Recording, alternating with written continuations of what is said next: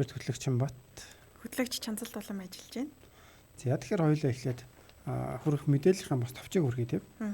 За бүгд Солонгос улсад коронавирусын халдварын тохиол 200 стэйж бүртгэгдэж байгаатай холбогдуулан хот суурин бүс нутгад газруудад бол 1.5 дугаар шатлал бол хэрэгжиж эхлэхээр болсон байна. Нийгэмд цай барах дэглэм. За мөн түүнчлэн коронавирусын халдвар авч байгаа хүмүүсийн дийлэнхийн 40-оос доош насны залуучууд байх тусмаа 9 хоногийн дараа нас өндөр хүмүүс халдвар авах тохиолдол илүү байна гэсэн юм судалгааг бас гаргасан байна л да. Энэ талаар дэлгэнгүй хүрэхээр бэлтгэсэн байна. За мөн бас бидний сайн мэдих Дэж ангом киноны гол дүрийн жүжигчин И Ёнгэ за энэ жил 40-оос 50 нас хүрч байгаа юм байна шүү. Тэгэхээр энэ талаар бас бичлэгийг бэлтгэсэн байна. За тэгэхээр миний хувьд онцлог боссуудын болохоор Сөүл глобал төвөөс бас одоо Сөүл глобал төв гадаад иргэд та бүхэнтэй хамтдаа байгаа гэсэн юм одоо сургалт онлайнаар бол лайв тийм уулах юм байна. Тэр нь болохоор коронавирус туссан ч юм уу тийм үсгийн сарны бас хүн нөхцөө байгаа хүмүүст сэтгэлийн одоо дэмжиж зөвлөгөө өгөх юм бол сургалт явах гэж байгаа юм байна. За мөн хуурамч цагдаа явж гадаад иргэдийг Солонгост байгаа гадаад иргэдийг мөн залилж байгаа тухай юм анхааруулсан пост байна. За сэдвийн хувьд болохоор та бүхэн таны мэдэх одоо хамгийн дот нь Солонгос хүн гэдэг сэдвээр бол ярилцсаар бэлдсэн байна. За тэгэхээр хоёулаа эхлээд цагаараа хүргээд эхлэе тийм. За тэгээ. Яг одоо чэжүүд нэмэх 21.7 та нартай байна. Бусаад 17.7 та үйлрэх байгаа юм байна. За яг одоо Сөүлд нэмэх 16 хим, өнөөдөр өдөртөө нэмэх 21, шөнөдөө нэмэх 13 химийн дулаан төр зүрийн бол бороотой байгаа юм байна. За үргэлжлүүлээ та бүхэндээ Хаан банкны өнөөдрийн ханшийн мэдээллийг хүргэе. За Хаан банкны албан ханшаар бүгд найрамд Солонгос улсын хүн бол 2 төгрөг 56 мөнгө байгаа юм байна. Бэлнээр авах нь 251, бэлнээр зарах нь 260-тай. За бэлэн бусаар авах нь 255, бэлэн бусаар зарах нь 260-тай байгаа юм байна. За бидний хувьд бол айл болох сонсогчтой холбогд хийчээд байгаа сонсогчид маань нэвтрүүлгийн шоуд утсуулах Тэг 70 46 41 19 41 гэсэн дугаарлал холбогдоод чөлөөтэй сэдвээр ярилцах боломжтой байгаа шүү гэдэг хэлье. За тэгээ Жимбаха маань сонь сайхан юу байна дайггүй юу? Сая хөл хоройтой үед ямар хөө өдрүүдийг өнгөрүүлсэн бэ? Тэгэхээр ерөнхийдөө одоо баг ээлжийн амралт авцсан юм шиг тийм л мэдрэмжтэй байна дөө. Тэгээд канал үзэх юм байна ер нь. Тэгээд яг хөлөөрөө эхний өдөр нэлээ самар болж авсан. Тэгээд самраа идэл каноогоо үзэл ерөнхийдөө тиймэрхүү байдал яг гэр бүлэрээ айл болохоор тий цагийг бас өнгөрөөж байгаа хүүхдүүдийнхээ хичээлийг хийлгэх гэдэг юм уу нэг тиймэрхүү байдлаар өнгөрөөж ин чиний хувьд ямар байна? За миний хувьд ч гэсэн тэгээ гэрээсээ ерөөсө цухуугаагүй. Тэгэхдээ өдөр яг талхахаар нэг дэлгүүр гарсан. Тэгэхэд бол яг 2 3 удаа цагдаа нар бол айгүй хүмүүс байлаа. Ерөн цагдаа нар хаас айгүй байсан болохоор гарч яхад бол асууж илээ л да яа хайж гэж байгаа ингээд. Ерөөдөө аль болох гарахгүй байхыг хичээсэн. Хүмүүсийн хөл хөдөлгөөн ер нь ихсэх юм бол тий халдвар бас таарах магадлал ихсэх учраас ер нь л тэг гэртээ байсан. Энэ ханан дээрээ зурсан зураг дахиж шинжилж өнгийн нэмж будаач будаад ном уншаад нэрэн гэсэн кино айгуу хань болт юм байна. Тэгээд хэд хэдэн Netflix дээрээс кинонууд бас харсан. Тэгээд хайж үзээ солонгосчуудын ч юм уу те ерөөдөө хүмүүсийн бас хамгийн их үзэж байгаа эрэлттэй киноны жигсаалтыг харж агаад эхний нэг хэдэн орсон кинонуудыг эхлүүлсэн байгаа. Тэгэхээр чи бас сая сэлэнгээс нэг 5 хүн гэдэг тийм мэдээлэл байсан. Тэр их хоёулаа товчхон танилцуулах юм уу? За энэ айкон дээр тавигдсан байсан сэлэнгэд коронавирусын халдварын 5 тохиолдол нэмэгдэж Монгол улсад 440 тохиолдол бүртгэлээ гэсэн мэлээ. Тэгэхээр бас мэдээж солонгос байгаа хүмүүс нь Монголд манаас ямархуу байна гэдэг чих тавиад сонирхож магадгүй. За тэгэхээр хоёул эхний мэдээлэлд орох. Тэгэхээр хамгийн ихний мэдээллийн хувьд бол бид нар та бүхэндээ бүгд найрамд Солонгос улсад коронавирусын халдварын тохиолдлыг тавьчихсан байдаг байгаа тийм. Тэгэхээр өнөөдөр бол 230 тохиолдол бүртгэгдсэн. За үүний 28 нь хэлийн чандаас зөвлөгдөж орж ирсэн байна. Тэгэхээр сүүлийн өдрүүдэд дандаа ер нь л 200-аас дээш яг амралтын өдрүүд нь хөл хорой тогтооцсон. Гэртээ мэдээлэл орох боломжгүй байх үед 200-аас дээш тохиолдоод тэгээд Солонгосын хувьд бол нэлээд одоо энэ тал дээр хариу арга хэмжээг бол авч эхэлж байгаа юм билээ. Одоо жишээл хамгийн ихний онцлог мэдээллийн хувьд 230 тохиолдол өнөөдөр бүртгэгдсэн гэж байна шүү дээ. За энэний 20 гаруй хувь нь л ерөнхийдөө 28 тохиолдол хэлийн чандаас зөвлөгдөж оржсэн гэдэг чинь дотоод бол нэлээд олон тохиолдол бүртгэгдсэн. За эндээс дурдж хэлэх юм бол дээгүүд 3 тохиолдол, ялангуяа Сөүлээс хамгийн их тохиолдол бүртгэгдсэн мэл 90 тохиолдол бүртгэгдсэн. Кёнгигоос 52, Мягоос 8 тохиолдол, за Кёмбугаас болохоор 3 тохиолдол, Инчоноос 13 гэх мэтчлэн ер нь бол Сөүлд 90 тохиолдол гэдэг чинь маш өндөр бол бүртгэгдсэн байна. Тэгээ хараад хахад олноороо халдварлах ч юм уу те.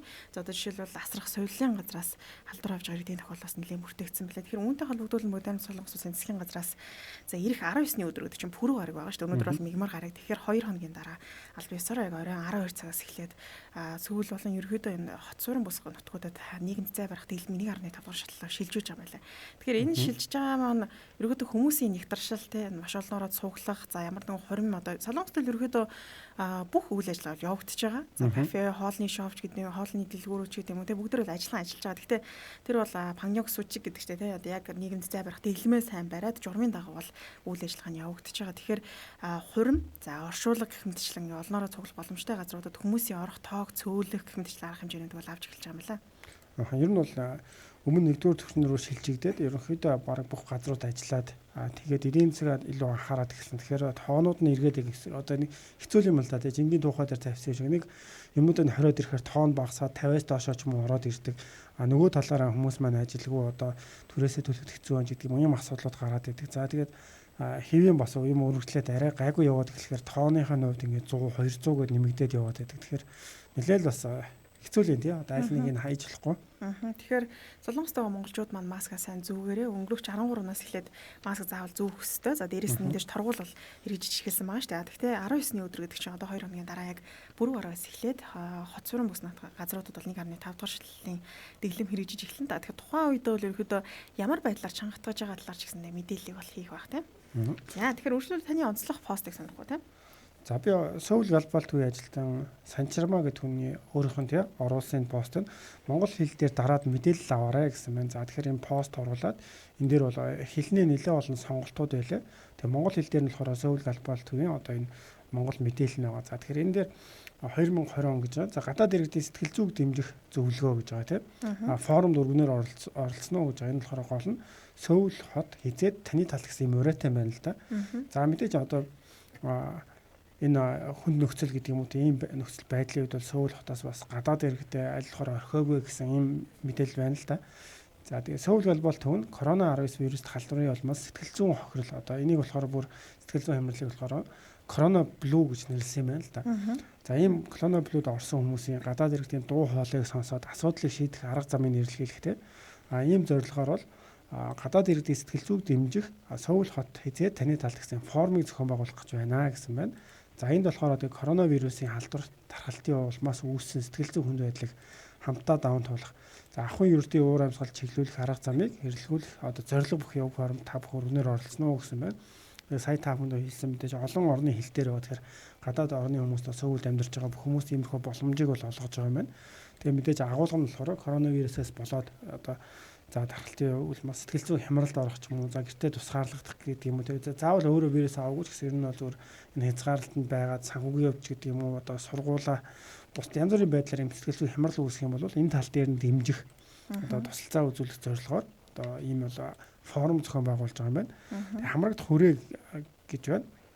За энд болохоор коронавирус халдварын улмаас сэтгэл зүйн хямралд орсон сэтгэл зүйн дэмжлэгийг авах өсөлттэй дотоод гараадын иргэд болон холбогдох байгууллагын ажилтнууд гэж байгаа.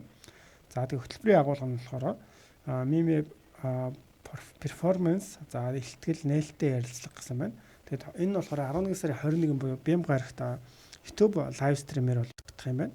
Тэг энд нь болохоор илтгэгч гэхэд одоо чинь Малайз улсын иргэн Сөүлийн их сургуулийн оюутан гэдэг корона цаг үе гадаад оюутнуудын сэтгэл зүйн ямар байна вэ гэсэн юм одоо илтгэл тавих юм байна. За сэтгэл зүйг зургаар шинжих төвийн дарга гэж байна. Ийм хүн оролцох юм байна. UNDME сэтгэл зүйн зөвлөгөөх газрын дарга гэдэг иймэрхүү хүмүүс бол оролцож байгаа маань хөтлөгч гэж бас орсон байна.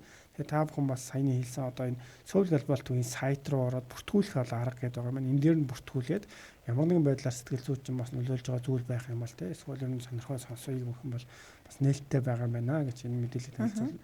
Тийм би сүүл нэг юм судалгаа харсан. Ер нь Солонгост коронавирусын халдвар орж ирэх тохиолдол бүртгэгдсэнээс хойш хүмүүс мэдээж яг гэр гэртээ байх тэглэм болгодож хэрэгжиж байгаа шүү дээ. Тэгэхээр хүн ерөөсөө нөгөө сэтгэлийн амтан гэдэг шүү дээ. Найз нөхдөдтэйгээ уулзаад нэг амралтын өдөр гарч ордог ч юм уу. За үнэхээр ууж идэхгүй маа гэхэд нэг дотны найзтайгаа уулзах ч гэсэндээ нэг сайхан сэтгэлийн нийтлэл ярилцдаг ч юм уу.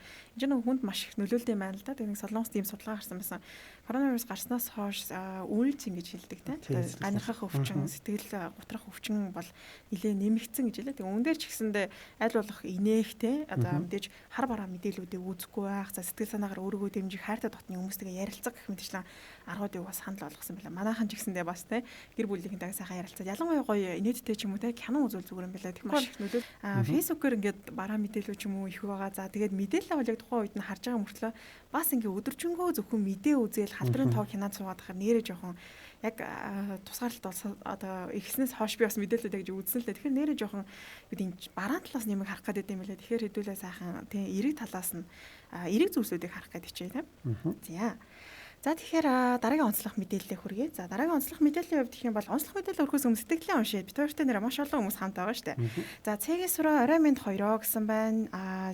Дашним орой минь 2 гэсэн байна. Сараа унжигдэрч орой минь дээ. Сэнди энжил орой минь цогт магна мөнхгэр орой минь гэсэн байна. Амгшилдээ мөнхөрдөн дукана сүрийн гамбаа өдөр орой минь гэсэн байна. Бас дукана сүрийн гамбаа сэнди энжил зөндөөх саналаа гэсэн байна. Бид хоёр ч гэсэндээ тийм яг 3 хоног эфирт гарахгүй байхаар амралтын өдрүүд бол мэдээж эфирт гардггүй л да шууд эфирт. Гэхдээ яалтчгүй жоохон сандын мэлээ та хэдэг. Тэр өнгөрсөн 1 сараас хойш бит хоёрсан за 100 ээлжийн амралт гэснээс бусдаар бол ер нь 2 хоногоос дээш болоо нэвтрүүлэг тасраагүй 3 хоног ер нь та бүхэндээ уулзаагүй тийм цаг хугацаа байхгүй байгаа шүү дээ тийм. Тийм. За Казашибуя юрэ чанцаах чимбаах ч удаан харсангүй гэсэн. Харин бит хоёр та хэдэг зөндөө сансан шүү. Омгшилтэй мөхөрдөн гадаа дулаахан бороо шиврээд гоё байна гэсэн. Солонгос тэгвэл бороотой байх нь шүү. Сүгчмэг орой минь гэсэн байна. За Эркаигийн орой минь 2 гэсэн байна. Батмөнх мөнх 2 орой минь дээ гэсэн байна. Бүгдэнд нь орой минь хүргэе. За омгшилтэй мөхөрдөн энэ сард чартер нислэг байсан уу? Мэдээлэл байгаа юу гэсэн байна. Чартер нислэг бол бүгдийн цуцлсан байсан шүү дээ. 11 сарын ямар ч байсан одоо 12 сарын 1 хүртэл бол цуцлсан байгаа. Магадгүй энэ хөл хорой тий сулрах ийм зүйл болох юм бол одоо чартер нислэг нислэх баг. Тэрнээс наан бол боломжгүй гэж гадаад харилцааны юмнаас мэдэгдэжсэн. За тэгэхээр үргэлжлүүлээ дараагийнхаа онцлог мэдээлэл хүргэе. Дараагийн онцлог мэдээллийн хувьд бол нэг ийм судалгаа гарсан байл да. Америкийн өвчин хяналттай гурчин сэргийлэх төвөөс өнгөрч 6 сараас 9 сарын хооронд ийм судалгаа явуулсан. За ямар судалгаа вэ гэхээр 40-оос доош насны ерөн залуу иргэд коронавирусын халдвар авснаас хойш 9 хоногийн дараа ерөнхийдөө ойролцоогоор шүү. Ойролцоогоор 9 хоногийн дараа 60-аас дээш насны иргэдийн коронавирусын халдвар авах тохиолдол ихээр бүртгэгдэж эхэлдэг гинэ. Тэгэхээр энэ юунтай холбогдолтой вэ гэхээр та бүхэн бас ороод үзэж болно. Корона борд гэдэг яг дэлхийн улс орнд бүртгэгдэж байгааг нэг дорын сайтаас харах боломжтой сайт гэдэг байхгүй. Тэгэхээр энэ дээр коронавирусын халдвар авч байгаа хүмүүсийн нийтэд нь дэлхийд даяар харж олон за мөн Солонгос улсыг ч гэсэн харах боломжтой. Одоо яг насжилтын хувьд та халдвар авсан хүмүүс. Тэгэхээр Солонгост бол сүүлийн тохиолдлуудыг хараад хаа дандаа 40-оос доош насны залуу хүмүүс халдварын тохиолдол илүү бүртгэгдэж байгаа юм байна л да. За тэгээд залуу хүмүүс халдвар авахаараа нөгөө гэр бүлийнхэн ч гэдэг юм уу те ойр дотны хүмүүстэй юм халдаах магадлал ерөөдөө өндөр. Яг бол хөл хөдөлгөөн ихтэй ч гэдэг юм уу залуу хүн чинь тэр дүгнж би яг мэдээлэл нь уншсан чинь коронавирусын халдвар магадгүй ингээд хөнгөн туссан байх магадлалтай. За тэгээд хөнгөн туслаад ханаагаад нөгөө мэдэхгүй ч юм уу те ийм байж байгаад гэр бүлийнхэндээ халдаах магадлал бас байд юм байна л да. Эндээс харахад бол 20 гаруй насны 5547 иргэн коронавирусын халдвар авсан байгаа хгүй Солонгост. За үүнтэй яг дүүцхүүс гэвэл 50 насных нь бол 5306 гэж байгаа. Тэгэхээр ер нь бол 40-оос доош насных нь ялангуяа 20 насных нь одоо өндөр коронавирусын халдварын одоо тохиолдол бүртгэгдэж байгаа юм байна.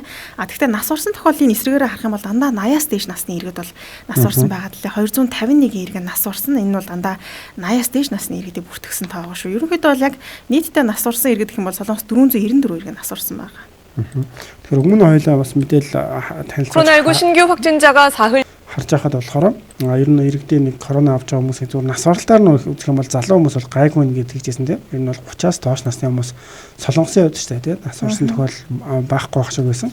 Дандаа ингээ өндөр настай хүмүүснээс тэгэхээр ямар ч байсан 40-оос доош насныхан бол одоо бас өсөж байгаа энэ шинэ мэдээлэл байна тийм. 4-7 хоногийн өмнө гэхэд 40-оос доош насны одоо халдвар авсан хүмүүсийг хуваар нь дүгнэх юм бол 38.3 байсан бол 4-7 хоногийн дараа 49.1% болсон. Тэгэхээр тодорхой хэмжээнд бол нэмэгдсэн байгаа шүү дээ тийм. 38-аас 49 болно гэдэг чинь нэлээд нэмэгдсэн байгаа тийм. За тэгэхээр үргэлжлүүлээ сэтгэлээ гэж уншчихъя. За энд болт төмөр чанцаа агчийн зуршлыг олж анзаарлаа. Гараа ирүүн дээрээ аваад Nike-ийн лого шиг болгодог юм байна. Аль эсвэл смайл ч юм уу масктай байсан ч гэсэн ингэж байхыг бодвол яа харахгүй зуршил юм байна гэсэн байна. За дукана сүрийн гамбаа цонхоор харж ямарсаар байгаад хярхаа болчихъя гэсэн байна. За тулах санам манай хоёр дуугаа жоохон чангалж болох уу жоохон гэсэн байна. Бас баярлалаа гэсэн байна шүү. За тэгвэл жоохон чангалсан шүү. За тэгэхээр бид хоёр угаасаа яг нэвтрүүлгийн эхлэлдээ та бүхэндээ Солонгос улсын одоо та бүхний сайн мэдих драмуудын одоо OST дуунуудыг сонсгоод та бүхнэрээ таалгадаг байгаа. За өнөөдөр угаасаа онцлог бичлэгийн хувьд бол Дэ Жангам киноны одоо гол дүрийн жүжигч Ионе гэдэг жүжигчдийн талаараас ярилцгаа бэлтгэсэн байна шүү дээ. Тэгээд та бүхэн бас өөртөө одоо хамгийн ойр дотн тийм Солонгос ямар хүн байдаг вэ? Юугаараа тийм тантай бас ойр дотн болсон тий. Одоо ямар байдлаар ихтгэл төрүүлсэн гэдэг юм уу? Энэ талаараа бас сэтгэлүүлэлтэд сүүлд ярилцах болно тийм. За би өргөжлүүлэх нэг пост өргөчихөө. За би өөрийнхөө постыг өргөж. Дараагаар явъя. За энэ дээр болохоор Ю Жаммин гэдэг хүн одоо солонгос хүний постыг онцлоо. За тэгэхээр энэ дээр болохоор хэдэн өдрийн өмнө бол 3 өдрийн өмнө бол бичсэн байна л да. Энэ Дун Тимур гэдэг чтэй. Зүүн Тимур тий. Энэ улсын иргэн болохоор одоо ийм хурамч цагдаад ийм халдлагад өртлөө гэсэн ийм мэдээлэл байна л да. За тэр энэ одоо яагаад хаанаас ийм цагдаагийн хувцас олоод хүмүүс нь мэддэхгүй. Ямар ч бас гэрт нь ирээд цагдаагийн хувцастай хавц барьсан тий. Тэгээд ийм хүнтэй бол таарсан юм байна. За мөн ганцхан энэ хүнээс гадна бол одоо юу гэдгийг Филиппин улсын иргэн, Вьетнам улсын иргэд бас иймэрхүү байдлаар ер нь одоо юу гэдэг бичиг баримтаа аваад иргээ тэр хооронд нь iPhone утсыг хулгайлсан. За мөн одоо бичиг баримтын шалгахтай төрөвчнээс нь мөнгө хулгайлаад зогцсон ийм хэрэг гарсан байна. За мөн энэ хүний хувьд бол одоо айлгаж сүрдүүлээд гадаад иргэдэг гэрчлөөчин буцаа нутаг буцааж гэдэг юм мөнгө шаардах ч гэдэг юм уу. Иймэрхүү бас мэдээлэл бол хэрэг гарч байгаа юм байна л да. Тэгээд энэ дээр анхааруулад одоо энэ хувцсны яг зураг нь бол бүдгэн ч гэсэн авсан байна. Тэгээд ер нь зүгээр иймэрхүү зүйл бас тохиолдоод байгаа юм байна шүү гэдэг байдлаар анхааруулж бол юм пост оруулсан байна. Тэр сүүлд нэг юм мэдээ харж хаад voice phishing гэдэг утсаар заллин хийдэг этгээдүүд байдаг шүү дээ. Тэр утсаар заллин хийж байгаа хүмүүс ч гэсэндээ ийм хувцастай очиж авдаг юм байна л да. Би шууд одоо чамбаах руу залгаал. За би танилаа одоо хуулийн байгууллагаас ярьж байна. Та машинаа ингэж байрлуулаад би одоо ингэ ийм хэрэгээр таныг шалгах хэрэгтэй байна. Тэгэхээр та ийм торгуулийг төлөх хэрэгтэй гэж хэлмэртэй торгуулаа одоо юу гэдэг. Та утсаар ч юм ойрхон байгаа энэ газарлага авчиад өгч гээл. Тэнгүүт энд ийм цагдаагийн хувцастай хүн зогсож идэг. Тэгээ за би энд тэр хилцээс ирсэн ийм цагдаа байна. Та одоо надаа ингэж урамжийн мөнгө төгрөгөө өгч гэдэг юм. Тэгээ иймэрхүү зүйл бол толгоос нэлээд тохиолддог юм билээ. Тэгээ сүүлд харж хахад цагдаагийн хувцас өмссөн хуурамч цагдаа нар гэсэн нэг хөлөө хоёр мэдээллийг харсан л да. Гэхдээ яг гадаад хүмүүсийг залилсан биш солонгос иргэнийг бас залилсан гэсэн мэдээ байсан баг. Тэгэхээр бидний хувьд бол одоо юу гэдэг гадаад орнд байгаа за ялангуяа бүр солонгос юм цагдаа тийм ингээл ажиллаа хийгээд явж байгаа юм шиг ийм хүн хүрээд ирлээ гэх юм бол бид нэр аль болохоор л итгээд хуурамч байна гэдэг юм толгой тэр болгон буухгүй байх тийм магадгүй хэрвээ иймэрхүү зүйл тохиолдох юм бол энэ дээр анхааруулснаар бол 112 л бас залгаж мэдэгдэрэй гэсэн байна. Мэдээж яг одоо юу гэдэг цагдаа ирснэ янз бүрийн тийм одоо арай л энгийн зүйлээс өөр шаардлага тавиад ч юм уу тийм мөнгө төгрөг гээд ирэх юм бол энэ тал дээр нь болж игэл одоо тэр дээр нь байдаг үнэмшнийхэн дугаар за хизээ хаана тийм ямар байдлаар хохирсон ч гэдэг юм уу тэр зүйлүүдээ бол хэлэх хэрэгтэй юм байлаа л тийм. Тэгэхээр манай иргэд бол энэ тал дээр нь анхаарал авахд бол зүгээр болов уу гэж бодож байна. За тэгэхээр үргэлжлүүлээ би дараагийн пост өрөхөөс өмнө сонсогчдоос бас асууя. Манай сонсогчдод одоо нэрээ яг ажил хийж байгаа юу хаана байгаа талаараа бас бичээрэй. Мужаас бас бит хоёртой хамт сонсож जैन тий сэтгэлдүүлтэйгээрээ. За дараагийн постны үгдэх юм бол Донага Жимаё гэд хуудас үт юм билээ. За энэ хуудсан дээр орсон байл да. Таксины ажиши хойно дөрүүлж болохгүй гэж хэлэх үед гэсэн байгаа байхгүй. Тэгэхээр надаа энэ айгуу сонирхсан. Бид нар одоо таксинд бариад таксинд суухдаа хойно нь ингээд дөрүүлждэг штэ. Бүр 5 6 суугаад авралдаа суучдаг тий. Тэгээ урталт нэг хүн суугаад ингээд олуулаа такси бол бариад явчихдаг штэ. Тэгсэн чинь солонгос ирсэн чинь би яг ганцаараа байжгаад тэгээ манай аавын найзууд ирээд бид нар ойролцооны газар руу явахаар болсон. Тэгээд тэр чинь 5 6 ч билүү. Тэгээ таксинд суух гэсэн чинь хойдолд нь дөрвөлөх гэсэн дөрвөлүүлдэггүй зөө дөрвүүлж болохгүй 3-аар л суух хэрэгтэй гэд. Тэгээд би аюу гайхчихсан байхгүй. Тэгэхээр тэрнээс өмнө юусоо мэддүү нөө таксинд суухаараа ганцаараа суучдаг гэсэн болохоор тэгсэн чинь нэр хойдлынхаа судал дээр дөрвөлүүлдэггүй юм билээ. Яг 3 хүн л суух хэрэгтэй юм билээ. Тэр тал дээр бол үнэхээр нэрээ бас найраа байдгүй юм билээ л дээ. Бидний хувьд одоо оюутан бахт нөө гэрч бас хүндээтэй ойрхон байсан. Тэгээд тавуулаа. Одоо Итеун дээр бас хүмүүстэй найзуудтайгаа уулзахаар болоод явах гэсэн чинь 5 хүний хувьд урд суугаад хойдолд дөрвөлчих юм бол тэнд чинь баг таксины мөнгө нэлээд гарах байхгүй одоо юу гэдэг 10-10 км байдаг лөө 10 хэд байдаг лөө тэгээд гуйгаад болтгоо бид нар ч янз бүрээр үзээд яасан чи өстой найраа байдгүй байлаа. Ер нь бол тэрнээс хоош нэлээд удаа юм хөл тохиолж яасан. Тэгэл ялангуяа 5 хүн байх юм бол 2-ороо 3-аараа суугаад 2 такси бариад явахаас аргагүй байдал ордог юм байлээ шүү тийм. Харин тийм байлээ. Тэгээд хамгийн амар нөгөө одоо жишээлбэл зогсож байгаа хүртэл мөнгө гүгээд идэг штэ тийм.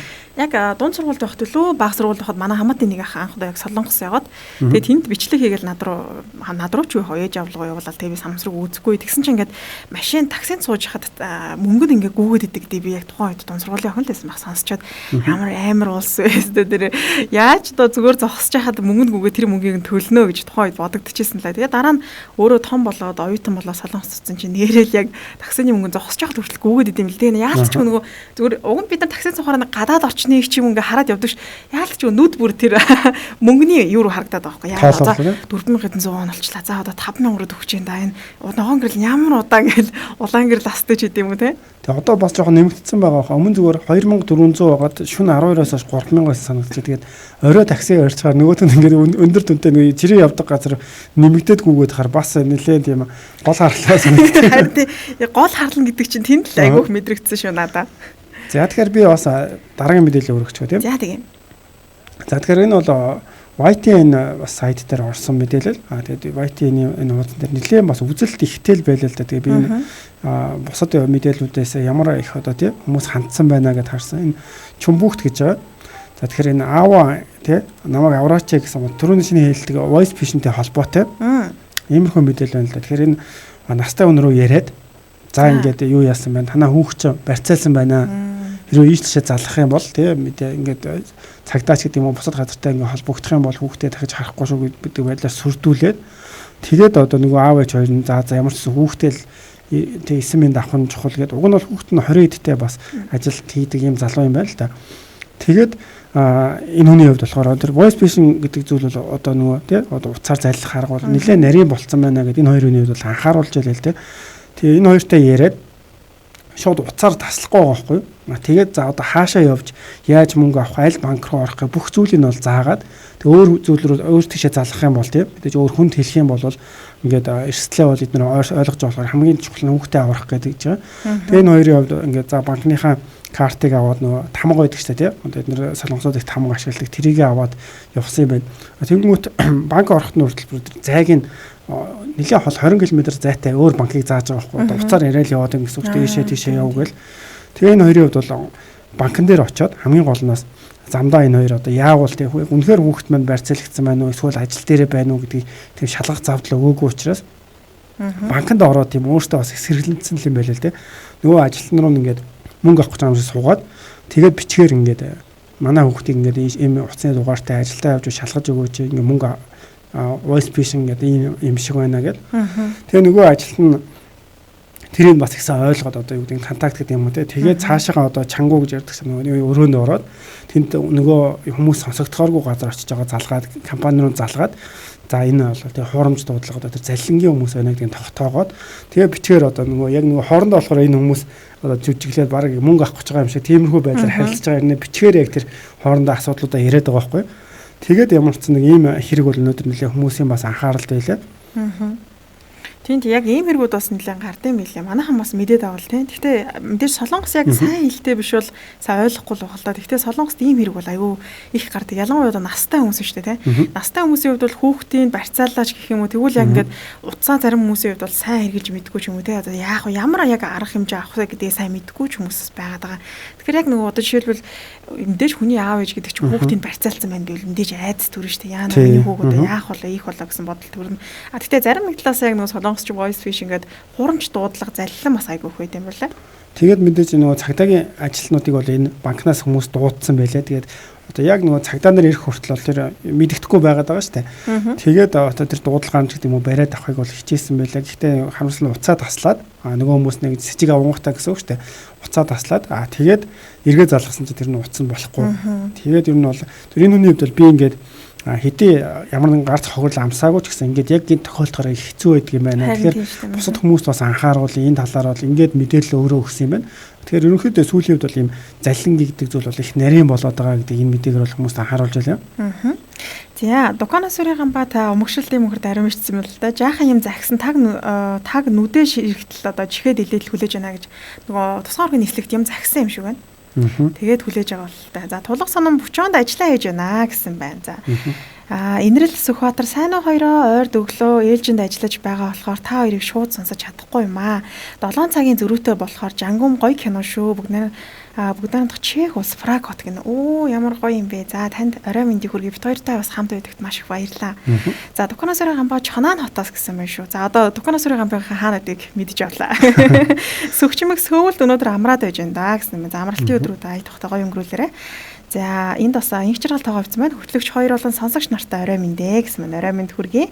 За болт төмөр 10 км газар явах шаардлагатай ч мөнгөндөө тааруулаад 7 км яваад цаашаа 3 км алхсан түүх бол бий гэсэн байна. Би бас Фаст гэжсэн яг хол нэлээ их мөнгө гарах гэдэг харна газраа эхлээд очихдоо такси барьчаа буцахтаа тэр газраа ингээд бичлэг хийж хагаад тэгээ тэр дагуу алхсан. Яг бол төөрчгөөд очиод удааг байсан болохоор за тэгэхээр хоёул өнөөдөр яг гол сэдв бол Дээж ангум киноныхаа гол дүрийн жүжигчин Ий Онгийн гэх юм болон за бусад жүжигчдийн яг өнгөрсөн тухайн үед яг кино тоглож байхдаа хэдэн настай ямар хүүд одоо царай зүрт төрхтэй хүмүүс байсан те одоо ямар болж өөрчлөгдсөн талаарх видеог сонирх юм. За мэдээж бас Жангум кино болохоор 2003 оны кино юм байна тий. Тэгэхээр одоо 2020 он гэдэг чинь 17 жилийн дараах одоо тэр жүжигчдийн маань дүр төрх бас ямар болсон байна гэдэг нь бол тэг хүмүүс бол сонир байж магадгүй тийм. Тийм, Дээж ангумгийн кино маань өөрөө 54 ангитай. За тэгээ 2003 онд 2003 оны 9 сарын 15-наас 2004 оны 3 сарын 30-ны өдөр хүртэл бол гарсан. За тэгээд ер нь би драмуудыг үзэхдээ драмынх нь одоо үзэлттэй хэрэг хүмүүс үзсэн, хэрэг одоо өндөр үнэлгээг авсан гэж жоохон хардаг л та. Тэгээ энэ дээр харсан чинь 55.5 гэж хамгийн өндөр нь. Тэгэхээр одоо сүүлийн үед бол 20 гаруй хувьтай үзэлттэй байхад ер нь маш сайн драм бол гэж хэлээд байгаа шүү дээ. Тэгвэл Солонгост бол Дээж ангум кино маань бүр 55.5 гэдэг чинь нэлээ өндөр юм үнэлэлтийг бол үзүүлжсэн кино юм байна. Тэгэхээр ямар ч байсан одоо 17 жилийн дараахаар жүжигчний маань хувьд болохоор 50 нас одоо хүрчээд байгаа юм тийм. Тийм. За тухайн үед бол 33 настай байхдаа Дээж ангум кино тоглосон мэдээж гол дүрд нь Ий Онгийн жүжигчин. Тэгээ би 33 настай гэж юусоо анзаарч харж байгаагүй. Надад ямар тач нэг 20 ороо насны залуухан бүсгүй юм шиг харагдчихсэн. Би өөрөө 2003 4 он гэдэг ч одоо 1-р анги гэсэн юм уу 2-р анги гэсэн юм уу тэр хавцаас тэгсэн мөртлөө миний яг толгоонд Жангум гэдэг кино айгүй тод үлдсэн байдаг байхгүй. Тэгээд өнөөдөр бас энэ киноны гол дүрийн жүжигчид маань хэрэг өөрчлөгдсөн талаар та бүхэнтэйгээ хуваалцъя гэж бодлоо. Би баг энэ бас видеог хараад зүгээр Жангумыг үзээгүй үлдсэн ганц монгол хүн биш байгаа гэдээ манайхан бас үзээгүй юм байлаа надтай адилхан байл бас хуваалцараа гэж хэлсэн байна. Манай Чимбах үзээгүй юм байлээ. Өнөөдөр чинь гэрлээ үгүй чи үзээгүй юм гээ. Гайхаадсэн шүү дээ тий. Одоо энэ багийнхан дүрг гэхээр том охин болцсон 24 5-тай болцсон их сургуулийн оюутан гэдэг хэлж байгаа шиг байсан тийм. Тийм манай одоо нэг хаан маань бол тухайн 34 настай байгаад за одоо бол 51 настай жүжигчин болсон байна шүү. Тэгэхээр бас энэ их сургууль бол багшилж байгаа гэж нэр нь бол тийм. За тэгээд дараачих нь болохоор ерөнхийдөө Ий Онсен гэд дүрд тоглодог нөгөө хатны дүрд баха тэр найзынхан тий. Би одоо яг нөгөө тухайн үед киноныхын нэрүүдийг аягүй сайн санаадсан.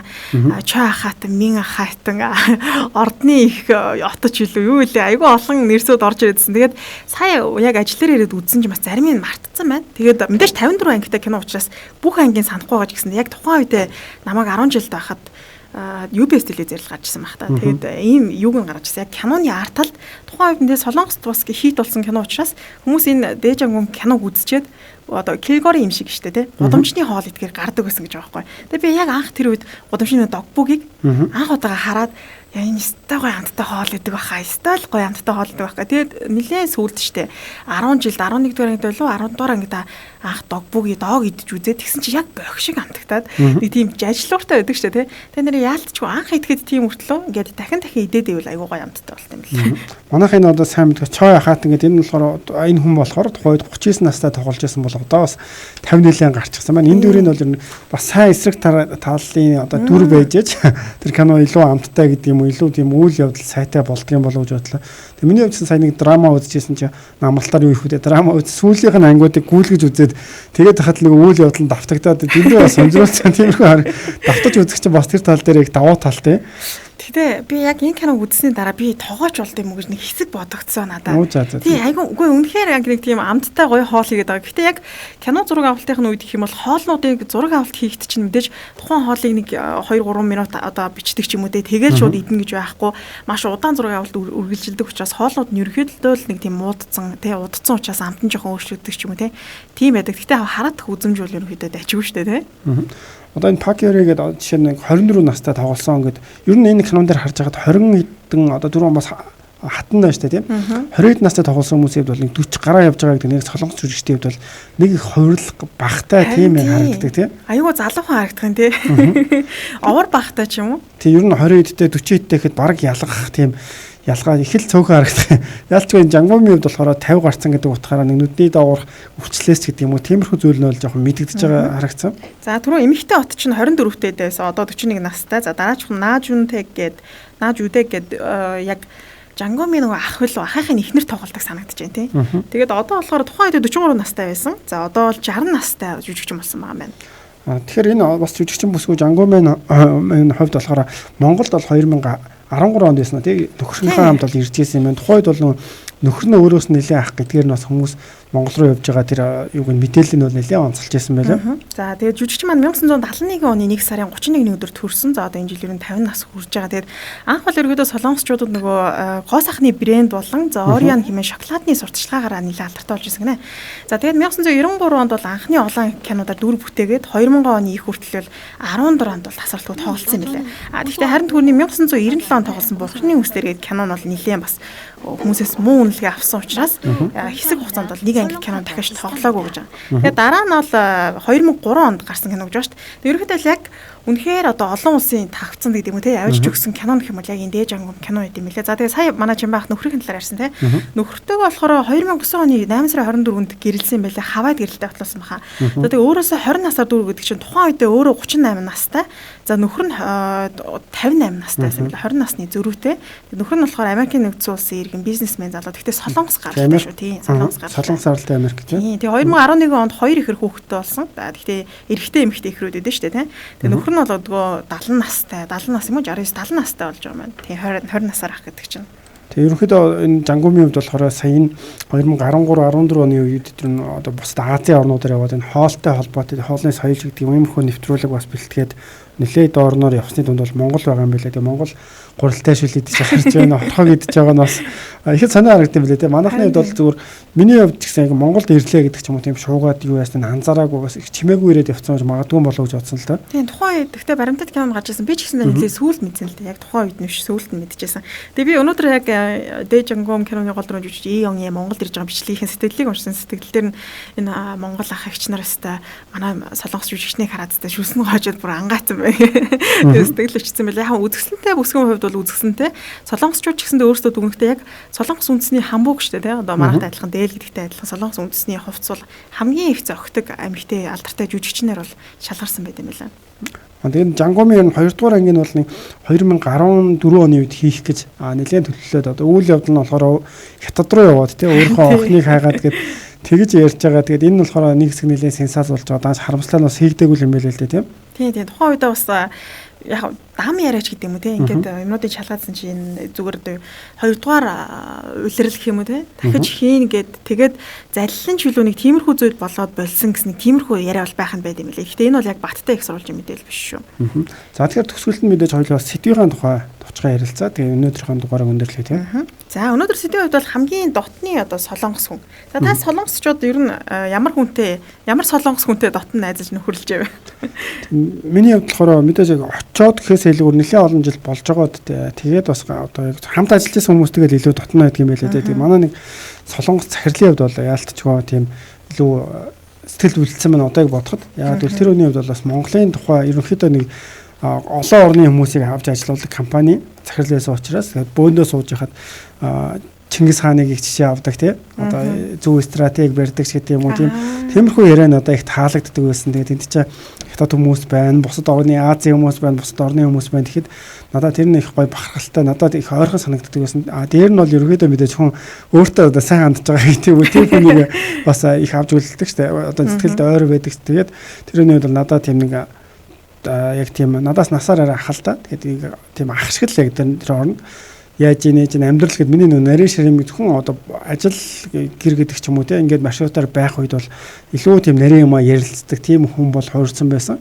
Тэгээ одоо бас болж одоо бол нэг холбоо барихгүй нэг ургацын баяр ч юм уу те цагаан сараар ганц нэг мэдчилгээ явуулахаас бол хитэр чадахгүй байгаа даа. Гэхдээ ер нь зүгээр эргээд очих юм бол бас нэг уулзаад те нэг ярьж суух заавал уулзах хэрэгтэй хүмүүс байгаа л байгаа л да. Таныг ер нь ажиглахад солонгосчуудын зан ааш ер нь биднээс яг юугаар ялгаатай юм шиг санагдсан байна. Яаж ч нөхөрлөд үзэхээр одоо давуу тал гэдэг юм уу тийм. Мэдээж яг ойр дотны хүмүүстэй бол яг ялгаагүй л мэдээж яг нөгөө сайн хүмүүстэй сайн ханддаг тиймэрхүү талаараа бол надаа их зүгээр санагдсан. Тэгээ дээр нь одоо манайхны хувьд бол нэг 50 нас руу төгссөн хүмүүс бол нэлээд нам суудсан байхад бас жоохон тийм хөөрөө өнгөрөөч гэдэг юм уу тийм аюутай хүүхдэрэж гэдэг юм уу талын тиймэрхүү зантай хүмүүс бас байгаад байдаг. Энийг бодлоо хөгжилтэй юм шиг. Бидний нөгөө ажимаа гэдэг хүмүүс чинь үнэхээр нийгэм итгэвтэй. Тэр одоо яг годамжинд дуу тавьчаал ингээ бүжгэлдэг штэ тийм ийм ажимаа нар одоо цуглардаг юм уу тийм ажимаа гэж хэлэх нь жашаа. Гэхдээ эгчнэрийн гэх юм уу тийм. Тэгээ аюу итгэвтэй тэгээ ийм залгуулагч гэдэг юм уу. Одоо би үйлдвэрт хамт ажиллаж байсан 2 солонгос эгч байсан л эгч гэх юм одоо ер нь 50 гаруй насны 60 нилийн гарцсан байсан билүү нэг нь. За нэг нь бас 3 байсан маа нэг нь 70 гарцсан ч байсан баг. Яг ийм насны төлөөл 3 солонгос эмэгтэйтэй ажиллаж байсан л та. Тэгэхэд ингээд аюу залуу дуунууд сонсдог. Тэгээ ингээ ажиллаа яж хата би ингээ ядраад тасралтгүй юм хум ингээ зөөхөр ядраад ах чинь тэнд л бүр 70 гарсан ихчлэр бүжгэлж мөкс хөдөлцөө ингээ хөдөлцсөн юм хумнуудаа зөөж мөгөөд дуулж байгаа харангууд нилээн дасгал хөдөлгөөнч гэдэг юм те хөдөлгөөнтэй хүмүүс байд юм байна гэж бодсон. За тэгэхээр цаг болсон минь хоёулаа төгсөл сэтгэлдээ давчхан уншаад тийм тэгээд дуусгав. За Энерэл Сүхбаатар авиас бэлэг нь ундарсан хөгжүү одоо бас үзэж байгаа 15 дугаар анги дээрээ гацчихад байна гэсэн байна. Киног үзэж байгаа юм шиг байна тийм. За Казуя Шипуя Юрэй Ханжимын байна штэ ганц мэддэг гэвэл гэсэн байна. За өмгшөлтэй мөхөрдөн Жангум үзэж байгаагүй гэсэн байна. Алтан хуяг зориг. Би бас нэг ч анги үзэж байгаагүй гэсэн байна шүү. Тэг үзэж байгаа хүмүүс бас зөндөө байгаа. Гэхдээ надаа яагаад ч юм би ч нөгөө яг баг сургуульд байхад тухайн үед нэлээ одоо хийт болж байсан кинонууд нэг ч одоо өвлийн хайрын дуу анхны элсэн цаг үлээ те.